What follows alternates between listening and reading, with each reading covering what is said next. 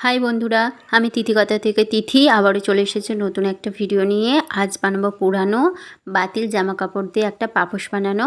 তার জন্য আমি এখানে একটা বস্তা নিয়ে নিয়েছি।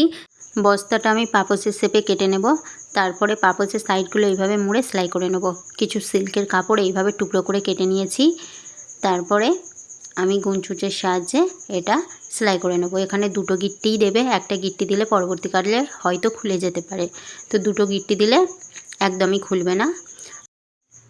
পাপোশের ডিজাইনটা কিন্তু সম্পূর্ণ তোমাদের ওপর, তোমরা তোমাদের পছন্দ মতো করতে পারো, এমনকি বিভিন্ন কালারের কাপড় দিয়েও ডিজাইন করতে পারো।